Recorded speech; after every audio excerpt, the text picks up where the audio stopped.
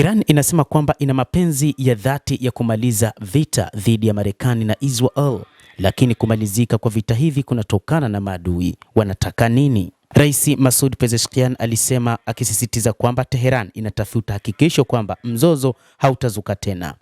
Kauli ya mkuu huyo wa nchi ambayo ilikuza masoko nchini Marekani ilikuja baada ya siku ya mashambulizi makali dhidi ya Iran na kufuatia onyo kali kutoka kwa jeshi la walinzi wa mapinduzi ya Kiislamu yenye nguvu.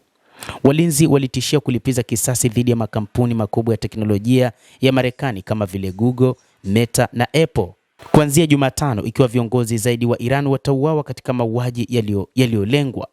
Walinzi hao walidai kuwa makampuni 18 ikiwa ni pamoja na Intel, Tesla na kampuni ya uchanganuzi ya Palantir zilihusika katika mauaji ya hapo awali, na kuonya kwamba watarajie kuharibiwa kwa vitengo vyao kuhusika badala ya kila mauaji nchini Iran. Rais wa Marekani Bwana Donald Trump na Waziri Mkuu wa Israel Benjamin Netanyahu walianzisha vita hivyo mnamo Februari 28 kukomoa kiongozi mkuu wa Iran Ayatollah Al-Khamenei na kuanzisha wimbi la mashambulizi ya kulipiza kisasi katika eneo lote. Tangu wakati huo, Trump amekuwa akifikiria iwapo Washington inapanga kuzidisha vita ambavyo vimeathiri uchumi wa dunia, pengine kwa kupeleka vikosi vya Marekani vya ardhini au kujaribu kuvimaliza kwa mazungumzo. Pezeshkian katika mazungumzo ya simu na rais wa Baraza la Ulaya alisema Iran ina nia muhimu ya kumaliza mzozo huo mradi masharti muhimu yatatimizwa, haswa dhamana zinazohitajika kuzuia kurudiwa kwa uchokozi ambao ulifanywa na Marekani. Marekani ilifanya uchokozi hata wakati wa mazungumzo ya awali mnamo mwaka uliopita katika kipindi cha mwezi Juni, ambapo vita vya siku 12 vilipiganwa kati ya Israel dhidi ya Iran ambavyo Marekani ilikuja kujiunga baadaye. Akijibu mpango wa Marekani wenye vipengele 15 wa kumaliza vita wiki iliyopita, Rais Masoud Pezeshkian alitoa pendekezo la kupinga utaratibu wa kuhakikisha kuwa Israel na Marekani hazitarejea vitani. Mkuu wa Pentagon Pete Hegseth akizungumza mapema baada ya kuwatembelea wanajeshi wa Marekani katika eneo la Mashariki ya Kati aliapa kwamba siku zijazo zitakuwa na maamuzi.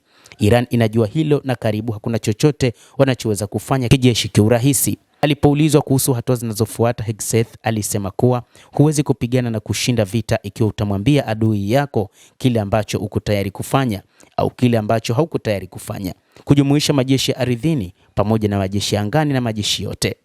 Trump alikuwa ametishia Jumatatu kwamba ikiwa Iran haitokubali makubaliano, vikosi vya Amerika vitafutilia mbali visima vyake vyote vya mafuta, kituo chake kikuu cha usafirishaji cha kisiwa cha Kharj na labda vinu vyake vya kusafisha maji.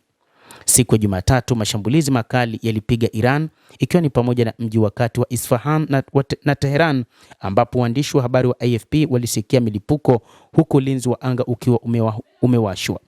Vyombo vya habari vya serikali ya Iran pia vimeripoti uharibifu wa kituo cha kidini cha Shia huko Zanjan, wakati serikali ilisema mashambulizi ya anga yamepiga mmea wa kutengeneza dawa za saratani na anesthetic. Inadai AFP haikuweza kuthibitishwa kwa kujitegemea. Mtazamaji, endelea kutufuatilia, lakini usisahau kulike, usisahau kucomment, kadhalika kusubscribe channel yetu hii ili upate habari hizi kwa mapana kupitia The World News.